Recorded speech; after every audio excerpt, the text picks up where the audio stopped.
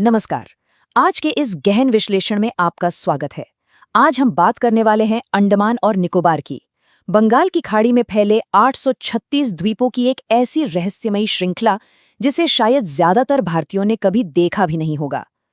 लेकिन आपको पता है, चीन की इन पर बिल्कुल पैनी नजर है और अब भारत यहां 75,000 करोड़ रुपए से भी ज्यादा, जी हां, करीब 81,000 करोड़ का एक महा प्रोजेक्ट शुरू कर रहा है। पर क्यों? आज हम इसी पर बात करेंगे, द ग्रेट निकोबार डिबेट, जहां एक तरफ है देश की रणनीतिक सुरक्षा और दूसरी तरफ प्रकृति का अस्तित्व। तो चलिए बिना देरी के शुरू करते हैं। जरा इस नंबर पर गौर कीजिए, सिर्फ 55 किलोमीटर। सोचिए, भारत के इन उत्तरी द्वीपों से म्यांमार के कोको आइलैंड्स की दूरी मात्र 55 किलोमीटर है। और सबसे डरावनी बात क्या है? चीन इसी कोको द्वीप पर अपना एक बहुत बड़ा सैन्य अड्डा बना रहा है, वो भी हमारे बिल्कुल दरवाजे पर। वहीं अगर हम थोड़ा दक्षिण की तरफ जाएं तो इंडोनेशिया भी से 1500 किलोमीटर दूर है। मतलब इस भूगोल ने भारत को एक ऐसा रणनीतिक फायदा दिया है जो पूरी दुनिया में बेजोड़ है, लेकिन साथ ही ये हमारे सामने एक बहुत बड़ी सुरक्षा चुनौती भी पेश कर रहा है। और इसी चुनौती का सीधा जवाब देने के लिए भारत सरकार यहाँ एक बहुत बड़ा कदम उठा रही है। हम बात कर रहे हैं 81,000 करोड़ रुपए के भारी भरकम निवेश की, यानी लगभग 9 अरब डॉलर। ये कोई छोटी मोटी रकम नहीं है। इस मेगा प्रोजेक्ट के जरिए ग्रेट निकोबार को एक अभेद्य किले और दुनिया के सबसे बड़े ट्रांसशिपमेंट हब में बदलने की तैयारी चल रही है। अब आप सोच रहे होंगे कि आखिर इतना पैसा क्यों बहाया जा रहा है? तो इसका सीधा सा जवाब है अपनी रणनीतिक सीमाओं को सुरक्षित करना और इस पूरे इलाके में भारत का दबदबा कायम करना। अब इसके पीछे की पूरी भू राजनीति को समझने के लिए हमें थोड़ा जूम आउट करना होगा। मलक्का जलडमरू मध्य, जिसे हम मलक्का स्ट्रेट भी कहते हैं, ये दुनिया का सबसे महत्वपूर्ण चोक पॉइंट है। आपको जानकर हैरानी होगी कि दुनिया का लगभग 25 से 30% समुद्री व्यापार इसी पतले से रास्ते से होकर गुजरता है। और अगर हम चीन की बात करें तो उसका 75 से 80% कच्चा तेल इसी रास्ते से आता है। और हमारे अंडमान निकोबार द्वीप इसी मलक्का स्ट्रेट के बिल्कुल उत्तरी गेट पर एकदम एक पहरेदार की तरह बैठे हैं। चलिए इस बात को थोड़ा और गहराई से समझते हैं। यहाँ 2 शब्द समझना बहुत जरूरी है। पहला है चीन की मलक्का दुविधा और दूसरा है स्ट्रिंग ऑफ पर्ल्स। देखिए, चीन की सबसे बड़ी कमजोरी यानी मलक्का दुविधा ये है कि अगर युद्ध की स्थिति में इस संकरे रास्ते को ब्लॉक कर दिया जाए तो चीन की अर्थव्यवस्था ताश के पत्तों की तरह ढह सकती है। तेल की सप्लाई पूरी तरह ठप हो जाएगी। इसी डर से बचने के लिए और भारत को घेरने के लिए चीन ने स्ट्रिंग ऑफ पर्ल्स यानी मोतियों की माला वाली रणनीति अपनाई। वो श्रीलंका, पाकिस्तान और म्यांमार में अपने पोर्ट्स बना रहा है। और भारत का ये ग्रेट निकोबार प्रोजेक्ट चीन की इसी आक्रामक रणनीति का सीधा और करारा जवाब है। यहाँ भारत का नया रणनीतिक विजन बिल्कुल साफ हो जाता है।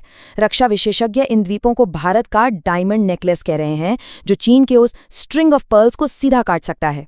ये हमारी एक्ट ईस्ट नीति का एक बहुत बड़ा हिस्सा है। इससे भारत को समुद्र में 3 लाख वर्ग किलोमीटर का एक विशाल एक्सक्लूसिव इकोनॉमिक जोन मिलता है। आसान भाषा में समझें तो बंगाल की खाड़ी से लेकर पूरे हिंद महासागर तक निगरानी रखने और अपनी ताकत दिखाने की जो क्षमता हमें यहाँ से मिलती है, वो किसी और जगह से मिल ही नहीं सकती। और इस पूरे इलाके के विशाल सैन्य महत्व को हमारे पूर्व चीफ ऑफ डिफेंस स्टाफ स्वर्गीय जनरल बिपिन रावत के इन शब्दों से बेहतर शायद ही कोई समझा पाए। उन्होंने बिल्कुल सही कहा था कि अंडमान और निकोबार द्वीप भारत के कभी न डूबने वाले विमान वाहक पोत हैं। मतलब प्रकृति ने हमें एक ऐसा प्राकृतिक एयरक्राफ्ट कैरियर दिया है जिसे कोई दुश्मन नष्ट नहीं कर सकता, जहां से हम पूरे इंडो पैसिफिक इलाके के समुद्री यातायात पर 24 घंटे नजर रख सकते हैं। तो अब सवाल उठता है कि इस 81,000 करोड़ के मेगा प्रोजेक्ट में आखिर बन क्या रहा है? चलिए इसे डिकोड करते हैं। इसके 4 मुख्य हिस्से हैं।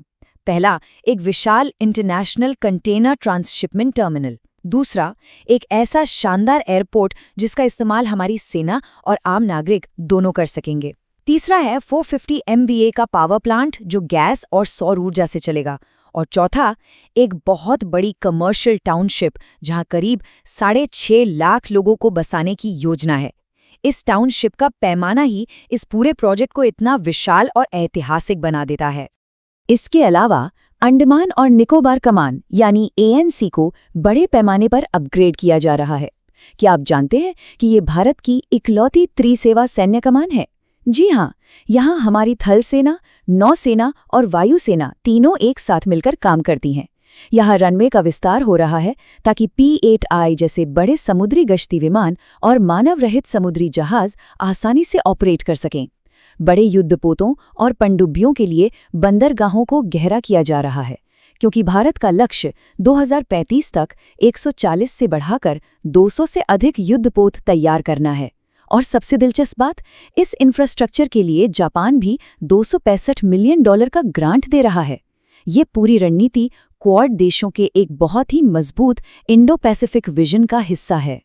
लेकिन यहाँ कहानी में एक बहुत बड़ा ट्विस्ट है, और इस बात को ध्यान से समझिए, क्योंकि ये पूरा प्रोजेक्ट महज विकास और रक्षा की बात नहीं है। ये असल में एक दो-धारी तलवार है। एक तरफ तो बिल्कुल साफ रणनीतिक फायदे हैं, जैसे मजबूत सैन्य अड्डे, ग्लोबल ट्रेड हब और चीन के बढ़ते विस्तार को रोकना। लेकिन दूसरी तरफ पर्यावरणविदों और मानवाधिकार संगठनों ने बहुत ही गंभीर चेतावनी दी है। उनका कहना है कि इस प्रोजेक्ट के लिए लाखों पेड़ काटे जाएंगे, कई लुप्तप्राय प्रजातियों पर विलुप्त होने का खतरा मंडराएगा, और सबसे बड़ी बात, यहाँ के मूल निवासियों को विस्थापन का दर्द झेलना पड़ेगा। जरा इस आंकड़े को देखिए, 1 करोड़। पर्यावरणविदों का दावा है कि इस विकास की हमें एक बहुत ही भारी कीमत चुकानी पड़ सकती है। कुछ स्वतंत्र अनुमान बताते हैं कि इस प्रोजेक्ट के लिए लगभग 1 करोड़ पेड़ काटे जा सकते हैं। ये कोई आम पेड़ नहीं है, ये 100 साल पुरानी, बिल्कुल अनछुए उष्णकटिबंधीय जंगल है। सोचिए, इतने बड़े पैमाने पर जंगलों की कटाई से वहाँ का पूरा माइक्रो क्लाइमेट, तापमान और बारिश का चक्र हमेशा के लिए बदल सकता है। यह एक बहुत बड़ा इकोलॉजिकल झटका होगा।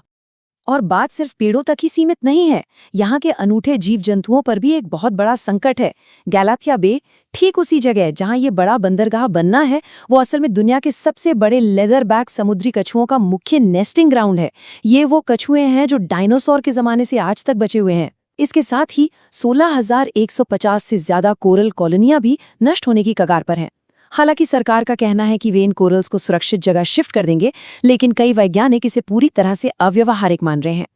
अब जो बात सामने आ रही है वो पर्यावरण के नुकसान से भी कहीं ज्यादा गंभीर है।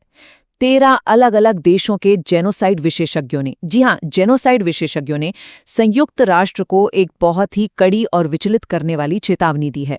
उनका कहना है कि ये मेगा प्रोजेक्ट ग्रेट निकोबार के घने जंगलों में रहने वाली दुनिया से बिल्कुल कटी हुई शोम्पेन जनजाति के लिए एक डेथ सेंटेंस यानी मृत्युदंड साबित हो सकता है। ये एक बेहद गंभीर दावा है जो इस पूरे विकास मॉडल पर एक बहुत बड़ा सवालिया निशान लगाता है। आखिर इन विशेषज्ञों का ऐसा क्यों मानना है? आइए शोम्पेन जनजाति की वास्तविकता को समझते हैं। 2011 की जनगणना में इनकी संख्या सिर्फ और सिर्फ 29 दर्ज की गई थी। ये लोग बाहरी दुनिया से पूरी तरह अलग थलग रहते हैं।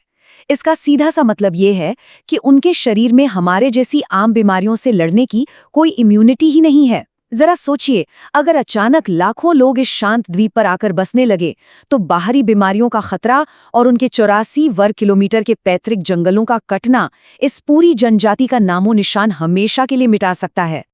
चलिए अब थोड़ा वापस चलते हैं और उस रणनीति वाले तर्क की भी पड़ताल करते हैं।